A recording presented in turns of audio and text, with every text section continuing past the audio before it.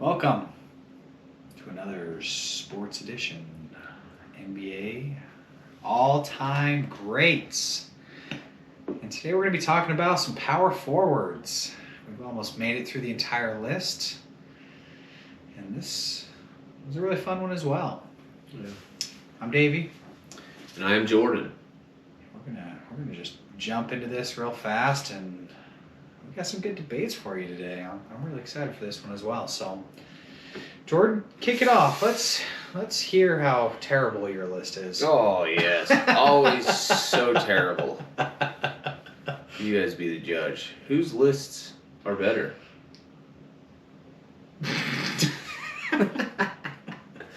Mine or Davies? Top 5 PFs? Yep, PFs. Power forwards? Number 5. Giannis Ooh. Antetokounmpo. That's a tough last name to say. I've said it for years. It's still hard to say. I don't even think I said it right, but Antetokounmpo. I think it's close. He's number 5. Giannis. Look, he's got a lot of career ahead of him. I know you guys are gonna kill me. Like, what? You're gonna leave people like Charles Barkley off the list, and You're leaving Charles off? yep, I'm leaving Charles off. Spoiler alert. I am leaving Charles off. Wow. I had him. I was going back and forth with Charles and Giannis. Okay. Giannis already has a title. Charles, I know, he was good. The round mound of rebound or something they called him. Yeah. Which, he was good. No titles.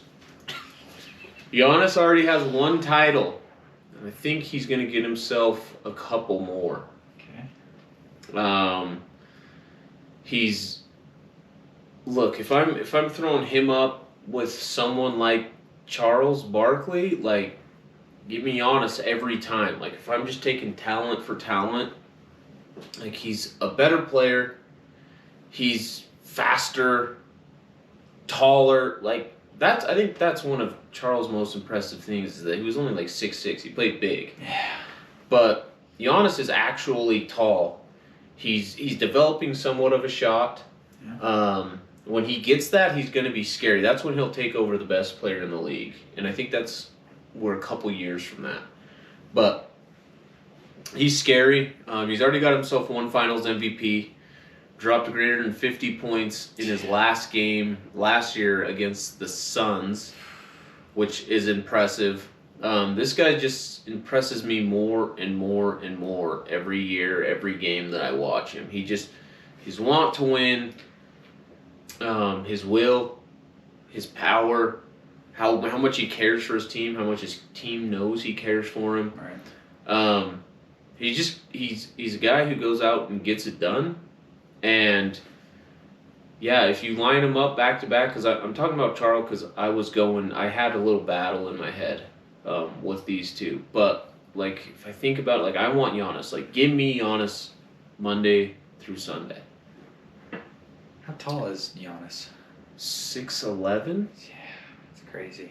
Over Charles, which Yeah. is 6'6". 6'6". Like, Charles played big for 6'6". That's probably his greatest strength, I think, was just like, wow, like, how is this guy this small, this short? I don't want to say small, but short, is dominating the game like he did. Number 4, 1-footed Dirk, the 1-foot Nowitzki. Wow, number 4, huh? Number 4, like Dirk, got himself a title against who? LeBron. Ooh. What team was LeBron playing for? Cleveland? When Dirk beat him? No, it was Miami. It was Miami. It's true. It was what people say was LeBron's biggest blemish. Dirk went nuts. Dirk did go nuts. You Got could not. himself a Finals MVP. You could not stop that guy. He was just nuts. that 1-footed fadeaway. And Jason Terry, would do this, fly through the arena, and they were clicking. The Jet. And I loved it. Loved it. Kid was on that team? Yep. Yeah. Good team. Finals MVP. Dirk's got himself. Also has himself a regular season MVP. Yeah. It's impressive. 14-time All-Star. He changed the game. You see a lot of people using that one-footed kind of fade now. That was Dirk. That was not happening before Dirk. He, like, I don't know. He went and found that. I don't know. Maybe his shooting coach helped him out a little bit, but like it's what we do in the NBA. A lot of people. It's almost like an impossible thing to guard. Homeboy up in Denver does it. Jokic does the dirt. Dirk's number 6 overall in scoring, 26 in rebound, and 52 in blocks. That says a lot. I mean, 6 on the scoring list. Yeah, 6 on the scoring list. Played for Dallas every year. Yeah. Mark Cuban's really loyal to his people, which I do like. I like that about him. But Dirk's number 4. And that one was kind of a battle with this one, but Kevin Garnett is number 3. KG. Was Loved watching KG play. Just that mug. Yeah. That mean mug on his face. Just that elbow throwing. He was so fun to watch play. Oh, yeah. Got himself a title with Boston. Had to leave Minnesota to do it. But if you want a title, breaking news, you're going to have to leave Minnesota. Karl Anthony Towns. So if you ever want to be a winner, get out of Minnesota as quick as you possibly can.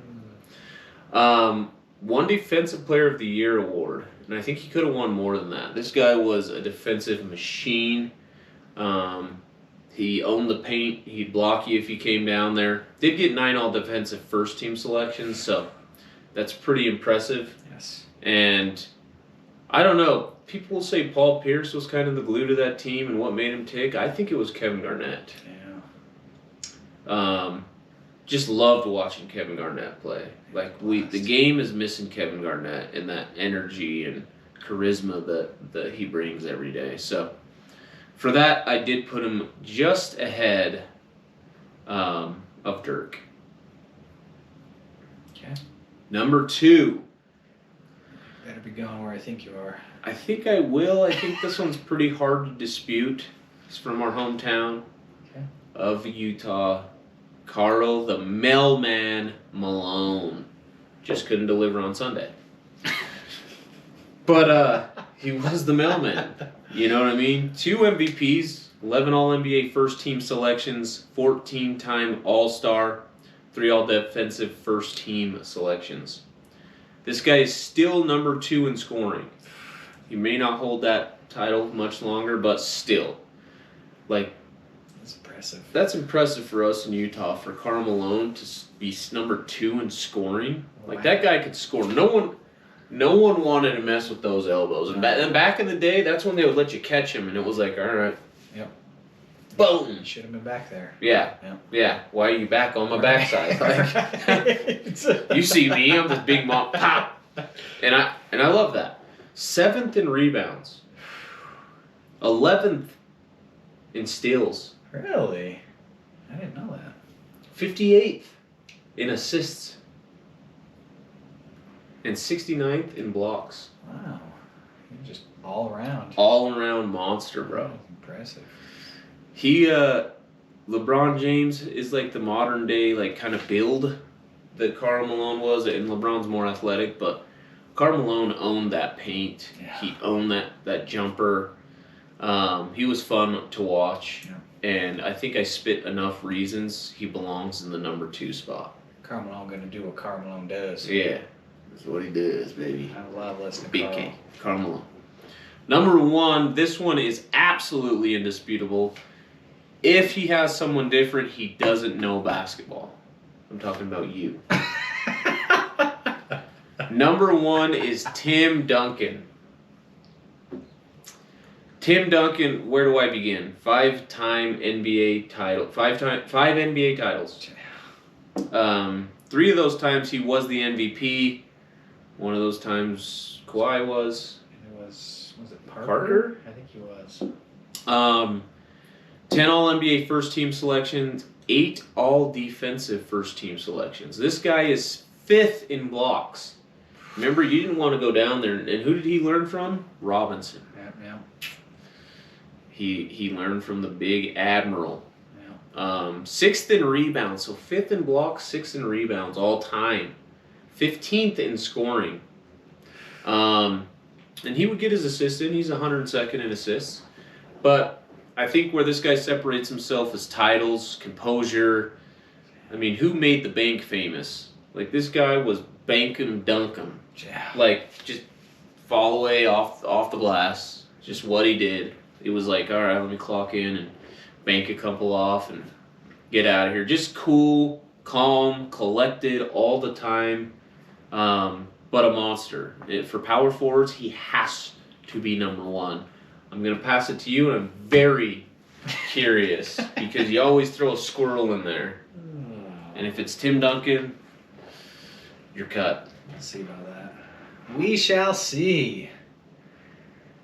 Number 5. I'm going to switch it up a little bit. I love Giannis. I do. He's one of the most fun players I've ever watched. And learning about him and his history, where he came from. The guy's got 2 brothers in the NBA too, which you don't hear about. And I mean, all of them have rings. They do. All of them, yeah. Lakers. Right, And, yeah. And then Thanasis is on his team. Yep. And so he's got a ring now. And just, I mean, if I could pick anybody to play with in the NBA, it might be Giannis. Yeah, I don't think I can fault you. So, tough to not put him in my top 5. All that to say you didn't make it in your top 5? Number 5, Charles Barkley. Round, mound, or rebound? I had to give Giannis some credibility before I did put him in the top 5 because I love him. I do. But Charles Barkley, this guy was dominant. And if it was not for Michael Jordan, he would have maybe won a ring. Maybe. But I think what puts him really high up here is his size. The guy's playing as a power forward, 6'6". Yeah. I mean, he's the NBA all-time leader in rebounding for players that are 6'6" or below. I mean, it's to do what he did, and that just shows his athleticism, his will to want to rebound the ball, and I mean, he took it. He won an MVP over Michael Jordan, and I mean, if you watch that show, it pissed Michael Jordan off. But he shouldn't have. But yeah, there was a lot of favoritism there. So, number 5, Charles Barkley, started with the 76ers, went to the Phoenix Suns, and then ended on the Houston Rockets. So, .541 field goal percentage, very impressive. 22 points per game, 11.7. So, good stats all around. That's where he's at my number 5. Number 4, we got KG. I do put KG at number 4, and At least he made it. He did make it, yes, but he had to go, and he had to get a ring with, some would say 3 other players, because Rondo was there. Mm-hmm. Rondo played really good. Ray Allen, Paul Pierce. That's baby Rondo, but he did play well. He did, yeah, and they did have to beat Kobe Bryant to win that. So that very, very commendable. And you basically said most of it. This guy was a beast to watch. You did not want to try to score on this guy. I mean, he was putting up huge stats in Minnesota. I mean, just ridiculous stats. I mean, 20-20s, 20 points, 20 rebounds. And, I mean, just you saw what this guy brought just in the facial expressions that he was putting out there. I mean, you saw him scream after. Yeah. I mean, this guy was loved it. Intense player. The NBA's missing him. Yeah. I didn't like that he ended his career in Brooklyn, but obviously the trades, that wasn't him, and you know, it's kind of sad to watch him in those years because he kind of did fade off there. Yeah. So, KG's my number 4. Number 3, we got Dirk. Dirk's number 3, and I loved watching Dirk.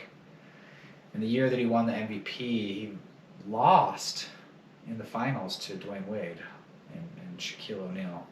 But came back, beat LeBron on Miami, got his revenge. The guy just played for a long career. I mean, put up stats left and right.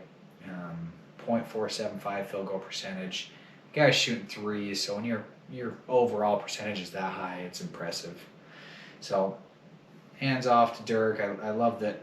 He's still kind of with the organization and Goes to a lot of the games. Right, and kind of mentors Luka a little bit, and so just a good dude all around. So he puts him at number 3.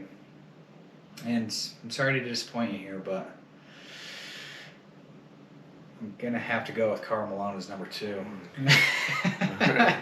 I'm not disappointed. You're You're lucky. As much as I would like You're lucky to put Karl Malone as number 1, and there might be a little bit of debate here, but once again, I mean, you can't compare 5 rings to 0. No. So, but Karl was, he was the mailman. This guy is absolute beast. Ended his career with the Lakers. Man, I did What, not. he played 2 years over there? Yeah, 03, 04. So, went there with Gary Payton, tried to get a ring. They lost to the Pistons with Chauncey Billups and Rip. Yeah.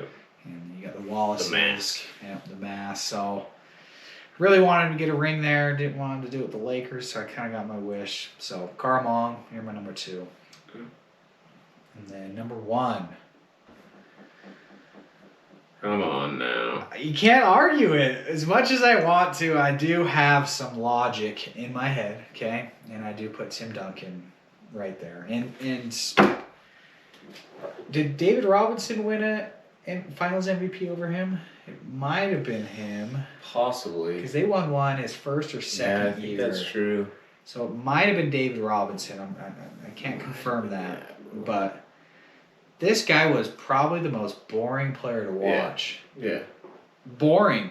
That team was boring. Yeah. You turn this team on and you're just like, let's go watch a team that's Some worse. people think that was basketball at its finest. Right. Fundamentally, It was. it was absolutely stunning.